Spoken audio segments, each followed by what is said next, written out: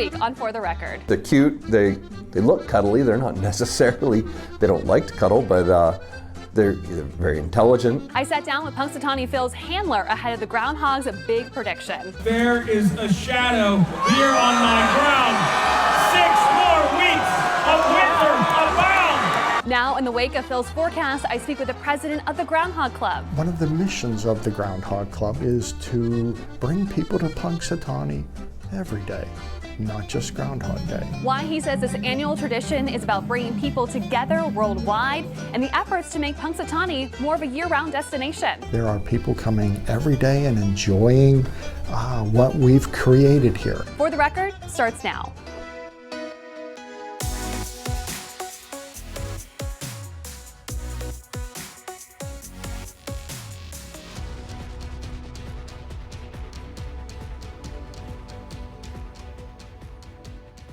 There is a shadow here on my ground. 6 more weeks of winter abound. It was the forecast heard around the world. Punxsutawney Phil predicting 6 more weeks of winter at Gobbler's Knob earlier this week. Welcome to For the Record. I'm Jill Swed. And as we look back on another Groundhog Day, I'm sitting down with the president of the Groundhog Club. He tells me more about the groundhog tradition and what his role looks like throughout the year. And he explains why this isn't just a holiday tradition for him, it's a family legacy. My dad was very proud of me, very happy that I became president and joined the Inner Circle because I watched him do it my whole my young life and adult life, and I love the idea of it. I love just the joy and happiness that Groundhog Day brings, and I always wanted to be a part of it. So I'm very pleased to be in the Inner Circle and a part of Groundhog Day. It's so much fun. Mm-hmm. Can you give us a little insight into your job as president? What does that entail? Not just on Groundhog Day, Not just on Groundhog Day, but all year round. Okay, well, the preparation for Groundhog Day is pretty much a year-round project. After Groundhog Day this year, we really don't do much for about a month. We reflect back on a job well Sure, done, yes. and everybody takes it easy, and then we start to tool up again for Groundhog Day next year. But as one of the missions of the Groundhog Club is to bring people to Punxsutawney every day, not just Groundhog Day. So, because it's hard to build a town around tourism on 1 or 2 days out of the year. So it's our goal to let people come here and enjoy Punxsutawney and Punxsutawney Phil every day. That's why we built this beautiful welcome center that has interactive exhibits, it has souvenirs, it has a walking trail. You can get down on stage and enjoy the stage, get your picture taken on exactly where it happens. We have a movie theater that we are sitting in right now, that an artist depict the groundhog scene all around. It's very cool. And we have the zoo up here that houses Sunny and Shadow that's interactive, that you can climb under the zoo and pop up and look up through an acrylic dome and be in the zoo and a part of the zoo. So we do all those things. Like we paved our driveway, we lit our parking lot, we put a beautiful archway out front and landscaped out front, trying to make it look like a destination. Like, wow, when you pull in, you're somewhere. You've come to someplace pretty cool. Mm-hmm. Where 15 years ago, it was just people would pull in, it was just a field. So we are trying to have an impact on bringing people to Punxsutawney, and it's working. There are people coming every day and enjoying what we've created here, and they are, it's fun, they enjoy it. Let's kind of rewind here and let's talk about Groundhog Day itself. Yes. What time do you wake up in the morning on Groundhog Day? Probably about between 1 and 1:30. Okay. And I try to be up here between like 2:15 to 2:30 because we open up our doors, open up our gate basically at about 3 o'clock. That's when the buses start to arrive. So I have to make sure that all the pieces of the puzzle are in place before that happens. Because when you get up that early in the morning because Groundhog Day is free. It's free to come here. So our volunteers, just like the Inner Circle, we have a lot of volunteers that are volunteering their time to help make Groundhog Day happen. So when the alarm goes off for a volunteer at 1:30 a.m. and it's 3 degrees below zero, sometimes they don't always get out of bed and get up here. So we have to make sure that all things are staffed, all things are open, and we are ready to go for when our guests come at 3 o'clock. Tell us a little bit about the stage show. That was a lot of fun while we were waiting for Phil to come out of his stump. Yes, it is. It's incredible. Those it's Dan, an Inner Circle member, Dan and Dan McGinley, Dave Gelati, and Joe Pescuso helped put this together.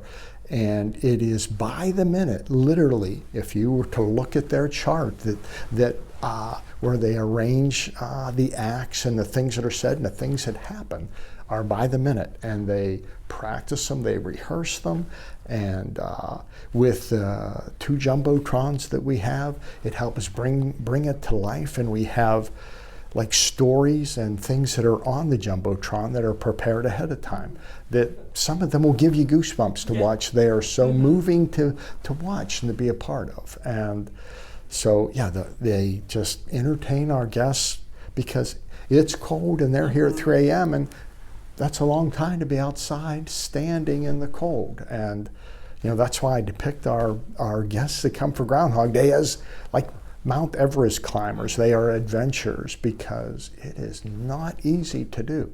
So they get it in their head and they think about it, that they would like to be a part of that, and then it becomes a bucket list for them and they are driven to be here. And it's just it's the show and the play that we put on is just, it's moving to our guests, and I think that's why so many people will come back for Groundhog Day. What happens is when I get up there in the morning, I'll say, "Good morning and welcome to Punxsutawney," and then I'll say, how many guests are here for the very first time? And about half of them will go, ah. And I'll say, how many guests have been here 2 or more times? And over that, the other half will shout louder. And I think that is because the experience they had here before was so moving that they wanted to share it with somebody. So what happens is I talked to so many people that I was here last year and I brought 10 of my friends here to be a part of it. And that's what happens. So that's why I think we keep growing, we keep getting more people, because it is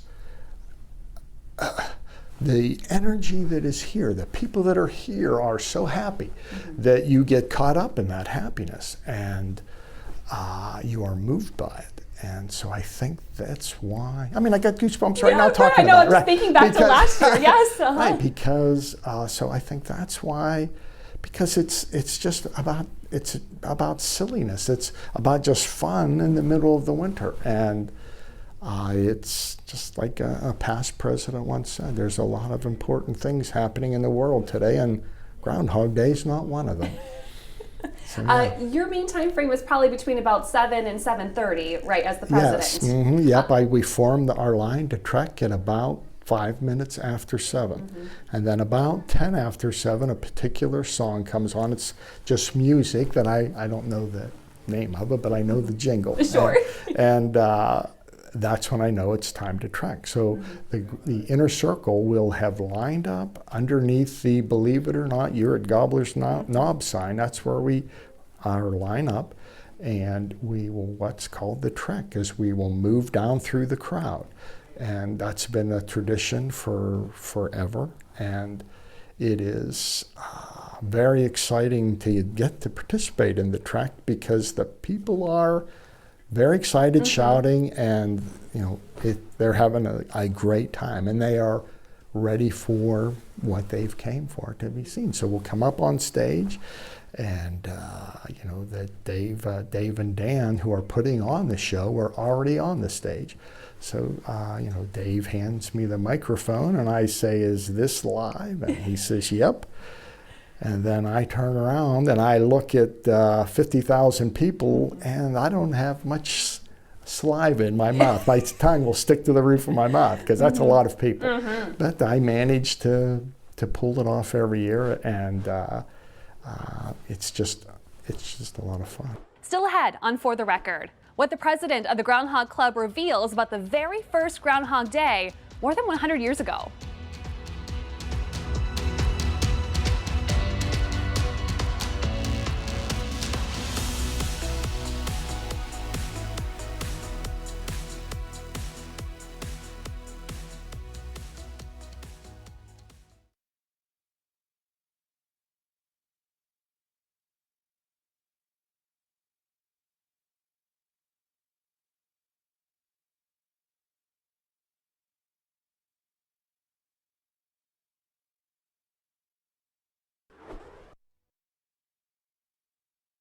Welcome back to For the Record. Let's go back to my interview with the president of the Groundhog Club in Punxsutawney to learn more about some of the Groundhog Day secrets. So you are the only person that actually understands and can interpret groundhogese. What was that process like to come into this position as president? Well, that is a acacia cane that is handed down from president to president. My father held the very cane that I hold, now hold about, he held it for probably 15 years.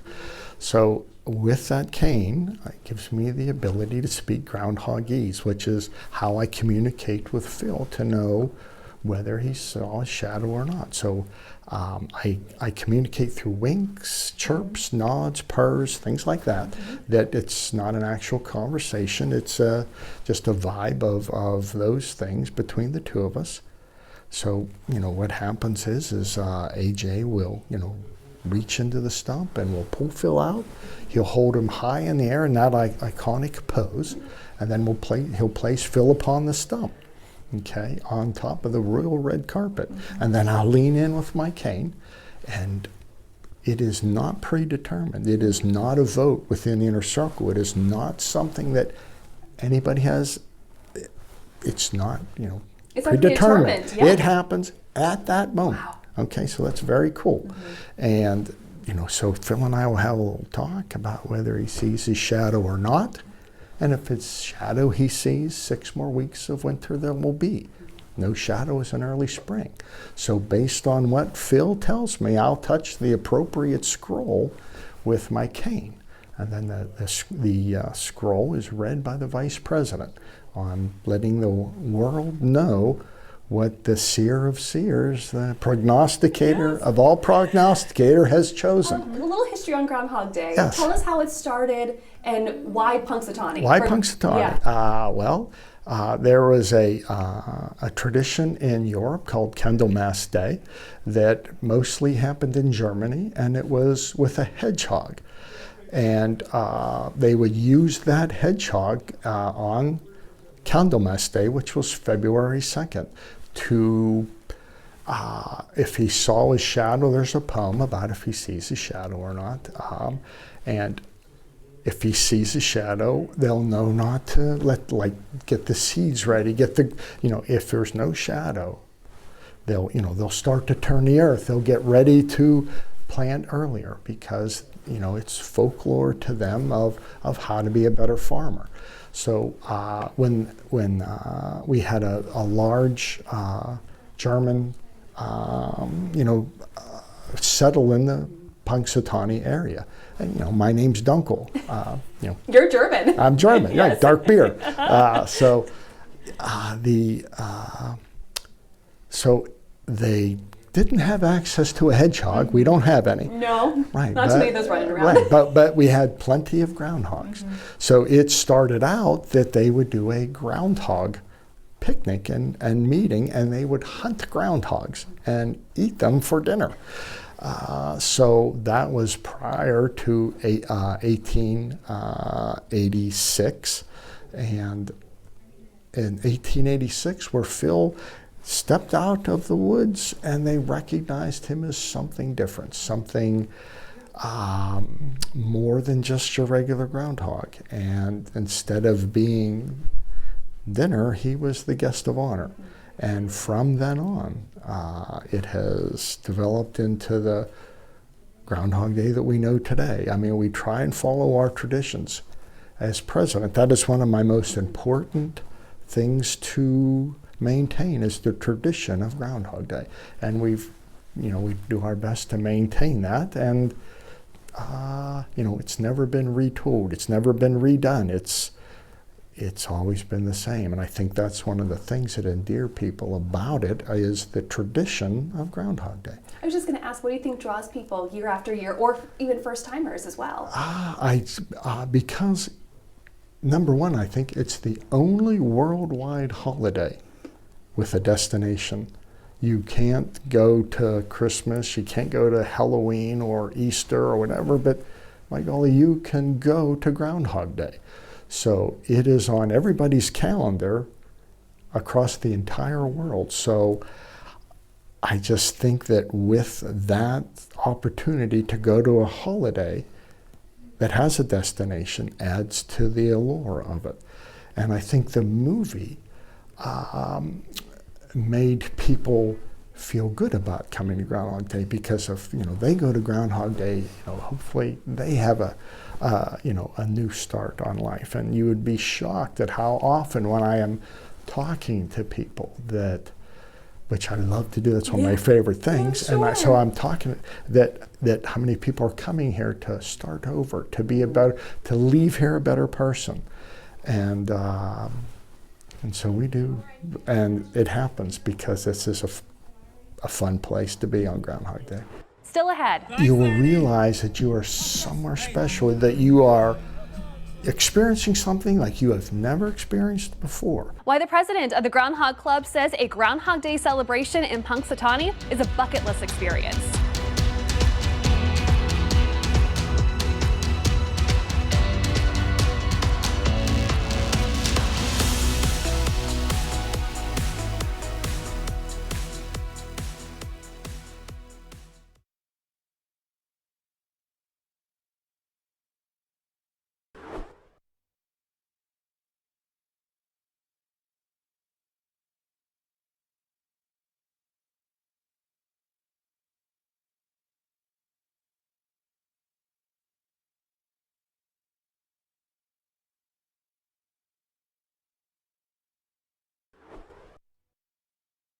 Welcome back to For the Record. So, is a trip to Punxsutawney next Groundhog Day worth putting on your bucket list? I asked the president of the Groundhog Club what he thinks Pittsburghers should do. Bucket list item. It'll be nothing like you've ever experienced before. Like you go to a Steeler games. I love going down to the Steeler game. But there's two sides to the Steeler game. There is, the other team, they're cheering, Steelers are cheering back and forth. You're winning, you're up, you're happy. You're losing, you're down, you're not happy. When you come to Groundhog Day, it's the moving to be a part of. It is fun to be a part of Groundhog Day. You will realize that you are somewhere special, that you are experiencing something like you have never experienced before. There will be fireworks shot over top of your head you will never be as close to fireworks as you are to that moment. Ashes are landing on you. You have the jumbotrons that have great stories that you're watching that are moving and heartfelt stories as you're watching it. There is, dancing and entertainment on stage all morning. They shoot, cannons of T-shirts and things out into the crowd that are fun. They shoot off, confetti cannons out into the crowd, which are fun. So as you're standing there watching this and enjoying it, the person to your left is just as happy as the person to your right. And it's like, you feel the energy of it. And then when the stage show starts and the excitement of the crowd starts and the shouting of, the cadence of Punxsutawney Phil and all of the things that happen, it is just so much fun to be a part of. And right after this, a heartwarming Groundhog Day memory from the president of the Groundhog Club.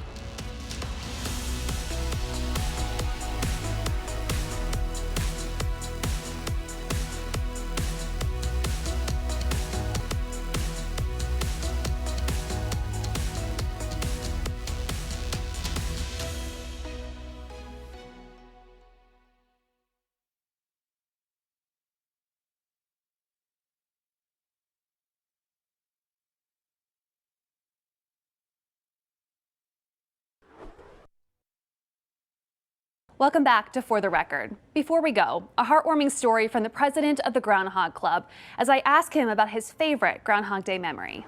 What is your favorite memory being in the presence of Phil or any of the events around Groundhog Day? Well, probably one of the most important things and that I loved about the whole thing growing up was just watching my dad do it, and it was.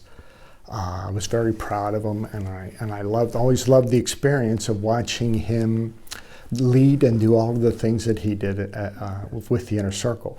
And as my father passed about 2 years ago, and that's fine. He lived to 94. He had a wonderful, healthy life, and a wonderful wife that also my mother passed about a year ago. So they both recently passed, and but they did well and were healthy very, very late in their lives. But my last year of my dad's life, he was in a nursing home, and he was suffering from dementia and Alzheimer's a little bit. So he wasn't. I would go over and I would just tell stories to him. He would never really respond back to me. So I would just tell stories. So I went over the day after Groundhog Day, and 2 years ago, probably about 5 days before he passed, 6 days before he passed, somewhere in there, I went over to visit him, and I walked in, and he was sitting there, and he said, "Tom," he said, "that was fantastic." He said, "I'm so proud. That was so much fun to watch Groundhog Day, to be a part." And I'm like, "What? He hasn't talked hardly in a year," and he's carrying on a conversation all about Groundhog Day and about how fun it was to see Groundhog Day. And I'm thinking, where is this coming from? And so I'm talking to him about Groundhog Day, and it was incredible. And I walked out of the room, and my wife was sitting outside waiting for me, and I said, "That was incredible. Somehow Dad was talking to me all about Groundhog Day." That's the most we've talked in a year. And I'm getting ready to leave, and a nurse walks into the room and says to me, "Hey, just wanted to let you know that I got your dad up on Groundhog morning, and I took him out into the lobby, and we watched Groundhog Day on TV." And I said, "You're kidding me." I said, "Because he was just talking all about it to me." That was the last time I ever talked to my father. The next time, a few days later, a day or so later, he went into a coma. And then that was the last I ever talked to him. So yeah, that was wonderful memory. Yes, that was great. Yeah. Mm-hmm. What a heartwarming note to wrap up this show. That's all for today's edition of For the Record. Thank you for watching. We'll see you next Sunday at 11 a.m.